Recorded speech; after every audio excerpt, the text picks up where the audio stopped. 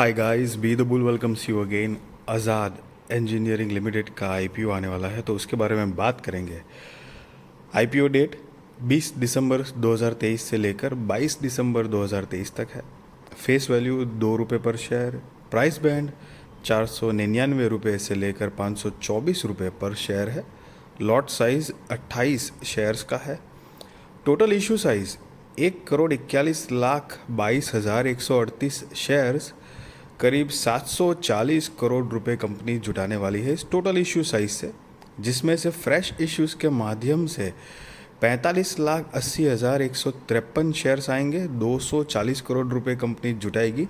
और offer for cell मतलब कि ओएफएस के जरिए 95,41,985 शेयर्स आएंगे। दो की फेस वैल्यू से 500 करोड़ रुपए कंपनी जुटाएगी ओएफएस ऑफर फॉर सेल के ज़रिए, और जिसका बेसिस ऑफ अलॉटमेंट 26 दिसंबर 2023 को होगा। तो आपने अगर इनकेस अप्लाई किया होगा और आपका आईपीओ नहीं लगता है, तो रिफंड की इन्फॉर्मेशन जो है वो 27 दिसंबर 2023 को मिल जाएगी। और अगर आपका आईपीओ लग जाता है तो शेयर्स डीमेट अकाउंट में क्रेडिट हो जाएंगे 27 दिसंबर 2023 को ही।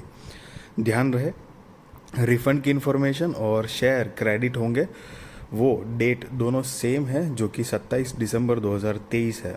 लिस्टिंग डेट 28 दिसंबर 2023 है। Cut off time for UPI mandate confirmation शाम को 5 बजे 22 दिसंबर 2023 है। Issue type book built issue IPO है। लिस्टिंग एट बीएसई एनएसई है गाइस, जिसकी शेयर होल्डिंग प्री इश्यू 5,45,32,842 है, और शेयर होल्डिंग पोस्ट इश्यू 5,91,12,995 है। तो रिजर्वेशन की अगर बात करें तो QIB shares offered not more than 50% of the net issue है। Retail shares offered not less than 35% of the net issue है। NII HNI shares offered not less than 15% of the net issue है। Retail category में आप हो तो minimum एक lot के लिए तो अप्लाई करना ही है। 28 शेयर्स आएंगे। 14,672 रुपये आपको जमा करने पड़ेंगे। रिटेल में ही मैक्सिमम आप 13 लॉट के लिए अप्लाई कर सकते हैं, जिसमें 364 शेयर्स आएंगे। 1,90,736 रुपये आपको जमा करने पड़ेंगे। SHNI कैटेगरी में हो तो मिनिमम 14 लॉट के लिए अप्लाई करना है। 392 शेयर्स आएंगे। 2,05,408 रुपये आपको जमा करने पड़ेंगे। और SHNI कैटेगरी में ही मैक्सिमम 68 लॉट के लिए आप अप्लाई कर सकते हैं, जिसमें 1,904 शेयर्स आएंगे। 9,97,696 रुपये आपको जमा करने पड़ेंगे। BHNI कैटेगरी में हो तो मिनिमम 69 लॉट के लिए अप्लाई करना है। 1,932 शेयर्स आएंगे। 10,12,368 रुपये आपको जमा करने पड़ेंगे। अब कंपनी के प्रमोटर्स की बात करें तो राकेश चोपड़ा जो है वो कि कंपनी के प्रमोटर्स है, जिनकी शेयर होल्डिंग प्री इशू 78.61% है, और शेयर होल्डिंग पोस्ट इशू नहीं दी गई है। तो मतलब अभी 78.61% का स्टेक ये प्रमोटर्स अपने पास रखते हैं। आफ्टर आईपीओ कितना होगा वो तो उस टाइम पे पता चल जाएगा। अब कंपनी के बिजनेस के बारे में अगर ब्रीफ आइडिया लें तो 1983 से इनकॉर्पोरेटेड है, और Azad engineering limited is a manufacturer of aerospace components and turbines. और ये जो कंपनी है वो सप्लाई करती है अपनी products to original equipment manufacturers मतलब OEMs को in the aerospace, defence, energy and oil and gas industries में, जो कि ये प्रोडक्ट्स जो होती है वो highly engineered, complex, mission critical and vital होती है। गाइस, यहाँ से एक बात बताना चाहूँगा मैं आपको कि जैसे कि पता चल रहा है कंपनी का जो मेजर बिजनेस है वो डिफेंस, एरोस्पेस, उसके रिगार्डिंग थोड़ा है, एनर्जी के रिगार्डिंग जो कंपोनेंट्स और टर्बाइंस बनाती है। तो उसी के साथ साथ आपको ये भी पता ही होगा कि कहीं मतलब कोविड के बाद हमारी गवर्नमेंट जो है वो डिफेंस और एरोस्पेस, नेवी, ये सब मतलब सेक्टर बहुत ट्रेंडी हो चुके हैं, उसके शेयर्स भी बहुत ट्रेंडी है। तो चांसेस वो है कि इसका ग्रे मार्केट प्रीमियम जो है वो हाई हो, ज़रूरी नहीं है, लेकिन फिर भी मैं ये बताना चाहूँगा कभी भी ऐसे सिर्फ कुछ चीज़ों के चलते हुए, मतलब जैसे कि ट्रेंडिंग सेक्टर है, डिफेंस सेक्टर ट्रेंडिंग है, समझ रहे हो आप, तो या मतलब क्लीन एनर्जी, ग्रीन एनर्जी, ये सारी जो उसके रिगार्डिंग के स्टॉक्स है वो भी थोड़े ट्रेंडी है, आपको पता होगा ही। तो ज़रूरी नहीं है कि वो ट्रेंडी है इसलिए इस तरह का, जैसे कि ये आईपीओ है तो हम उसमें कूद पड़े, उस तरह की बात नहीं करनी चाहिए। आपका पहले पर्पस डिसाइड हो जाना चाहिए कि आप आईपीओ में लिस्टिंग गेन के लिए आए हो या वाकई में कंपनी के साथ लॉन्ग टर्म इन्वेस्टमेंट में जुड़ना चाहते हो, ये एक चीज़ है। हालांकि गाइस मैं फिर बताना चाहूँगा, मैं आपको कोई बाय और सेल रिकमेंडेशन नहीं दे रहा हूँ, ना ही मैं बता रहा हूँ कि आप आईपीओ में अप्लाई करो या ना करो। That is completely depend on your risk research और फाइनेंशियल एडवाइज़र को पूछ कर करना। बट द थिंग इज़ कि हाँ, मैं अपना एक opinion point of view share कर रहा हूँ आपके साथ। आई होप कि कुछ हेल्पफुल हो पाए। और कंपनी जो है वो कंपनी की अगर आप कस्टमर बेस की बात करें तो USA, China, Europe, the middle east and Japan में कंपनी का कस्टमर बेस है। कंपनी के टोटल 4 मैन्युफैक्चरिंग फैसिलिटीज़ है जो कि हैदराबाद, तेलंगाना में है।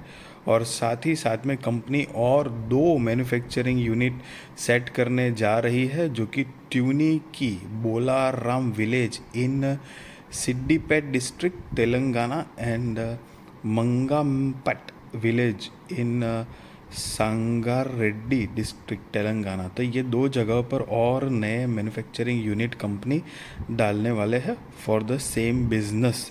और कंपनी की अगर हम फाइनेंशियल्स की बात करें तो यहाँ पर 31 मार्च 2021, 22, 23 और 30 सितंबर 2023 के फाइनेंशियल्स दिए गए हैं गाइस। ये सारे के सारे फिगर्स जो है वो इन करोड़ में है। और रीसेंट लेटेस्ट वाले हम फाइनेंशियल्स देखेंगे तो कि 30 सितंबर 2023 के अकॉर्डिंग कंपनी की जो टोटल असेट है वो 636 करोड़ रुपए के आसपास है। रेवेन्यू 169 करोड़ रुपए के आसपास है। प्रॉफिट आफ्टर टैक्स 26 करोड़ रुपए के आसपास है। नेटवर्थ नहीं दी गई है। रिजर्व्स एंड सरप्लस 221 करोड़ रुपए के आसपास है। और टोटल बोरोइंग्स जो है वो 324 करोड़ रुपए के आसपास है।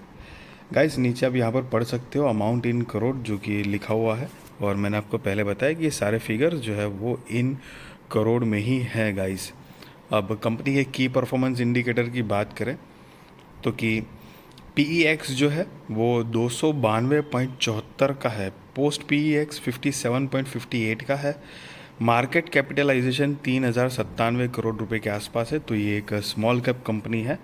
ROCE 12.99% है। Debt to equity 1.47, EPS 1.79, RONW 4.23 है गाइस एक स्मॉल कैप कंपनी है ये। और एक बात ज़रूर है कि आपने मतलब पिछले कई टाइम से आप देख रहे हैं कि काफ़ी सारे IPOs जो है वो सक्सेसफुल हो रहे हैं। मतलब उनके वो कुछ के प्रीमियम्स हाई हो जाते हैं। और एक जो लिस्टिंग गेन, इन शॉर्ट में अगर वो कोई उस पर्पस के साथ जुड़ा हुआ है तो उसको लिस्टिंग गेन हो रहा है। लेकिन मैं बताना चाहूँगा आपको कि उस माइंडसेट के साथ कभी भी IPO फिलअप नहीं करना चाहिए। क्योंकि अगर मतलब मान लो कि प्रीमियम इतना नहीं बढ़ा और लिस्टिंग जो है वो नेगेटिव में हो गई थोड़ी मोटी 10-20%, पता नहीं जिस भी तरह से हो XYZ, तो एक तो पैसे टूट जाएंगे, दूसरी बात कि पैनिक हो जाएंगे और फिर ये पता चलेगा क्या करें क्या नहीं। तो एक स्टेबल डिसीजंस लेना चाहिए आपको। और आई होप कि आप be responsible trader, be responsible investor guys, इस बात का ध्यान रहे।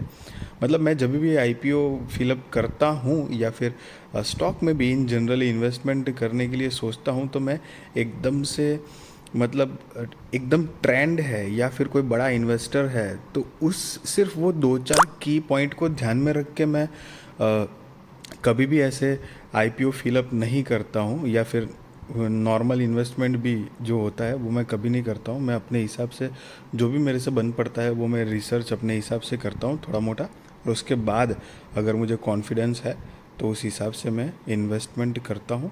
तो ये भी एक बात का ध्यान रहेगा इस। तो और कंपनी के ऑब्जेक्ट ऑफ इश्यू अगर बात करेंगे तो funding capital expenditure of the company, repayment, prepayment in part और full of certain of the borrowings avail by the company. और तीसरा जो है वो जनरल कॉरपोरेट पर्पस है। तो कि कंपनी को कर्जा जो है वो चुकाने के लिए भी थोड़े चाहिए। तो ये कुछ मेजर रीजंस दिए हैं कंपनी ने अपने IPO लाने की वजह। तो आई होप गाइस कि ये वीडियो अच्छी लगी तो ज़रूर लाइक करिए, शेयर करिए, सब्सक्राइब करिए। आपके सारे कांटेक्ट के साथ भी मेरी चैनल और मेरी वीडियो प्लीज़ शेयर करिए। और आपके कांटेक्ट में जो भी है उनसे भी सब्सक्राइब करवाइए और प्लीज़ मुझे सपोर्ट करिए। Thank you so much guys for watching this video.